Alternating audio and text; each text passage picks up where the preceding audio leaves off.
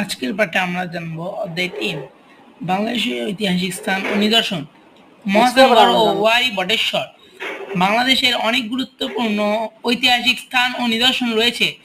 এই নিদর্শনগুলো থেকে আমরা অতীতের সংস্কৃতি ও সভ্যতা সম্পর্কে জানতে পারি। প্রথমেই জেনে নেওয়া যাক মহাস্থানগড় সম্পর্কে।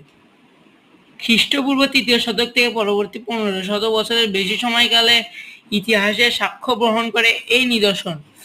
মৌর্য আমলে এই স্থানটি পুণ্ড্রনগর নামে পরিচিত ছিল। বগুড়া শহর থেকে প্রায় ১৮ কিলোমিটার উত্তরে করতোয়া নদীর তীরে মহাস্থানগড় অবস্থিত।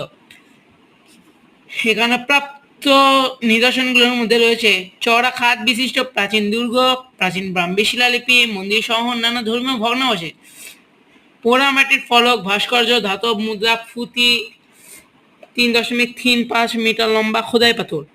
ওয়ারী ও বটেশ্বর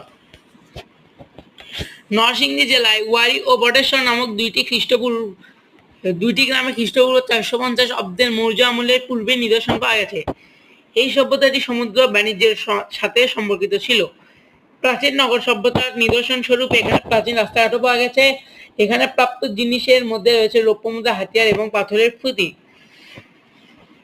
মহাস্থানগড়ের এই যে প্রাচীন এই বৌদ্ধ মূর্তি পাওয়া গিয়েছে। পাহাড়পুর ও ময়নামতি। পাহাড়পুর এই ঐতিহাসিক নিদর্শনটি ৭৮১ থেকে ৮২১ খ্রিস্টাব্দে পাল রাজা ধর্মপালের শাসনামলে নির্মিত হয়। পাহাড়পুর রাজশাহী বিভাগের নওগাঁ জেলায় অবস্থিত।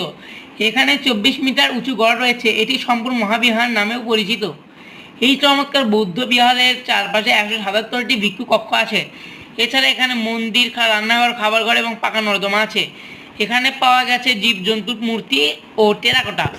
ময়নামতি অষ্টম শতকের রাজা মানিকচন্দ্রের স্ত্রী ময়নামতির কাহিনী এই জায়গার ইতিহাসের সঙ্গে জড়িত। বাংলাদেশের দক্ষিণ পূর্ব অঞ্চলে কুমিল্লা শহরের কাছে ময়নামতি অবস্থিত।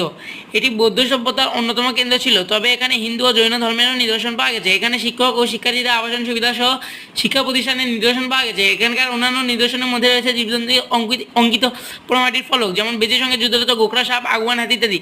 এখানকার জাদুঘরে বিভিন্ন মুদ্রা ও পাথরের ফলকের নিদর্শন আছে। এই যে আমরা দেখতে পাচ্ছি পাহাড়পুরের টেরাকোটা। সোনারগাঁও লালবাগ কেল্লা। সোনারগাঁও লালবাগ কেল্লা ১৭ শতকের ঐতিহাসিক নিদর্শন। সোনারগাঁ ঢাকা দক্ষিণ পূর্ব দিকে নারায়ণগঞ্জ জেলায় মেঘনা নদীর তীরে অবস্থিত। সোনারগাঁও প্রাচীন বাংলা মুসলমান সুলতানদের রাজধানী ছিল। এখনও সেখানে অনেক সুলতানি আমলের অনেক সমাধি রয়েছে, যার মধ্যে একটি গিয়াসউদ্দিন আজম শাহের মাজার। ১৬১০ সালে এক যুদ্ধে এই শাখার পুত্র মুশাকা পরাজিত হওয়ার পর সোনারগাঁ এর পরিবর্তে ঢাকায় রাজধানী স্থাপন করা। ১৯ শতকে এই সুতা বাণিজ্যের কেন্দ্র হিসেবে এখানে পানাম নগর গড়ে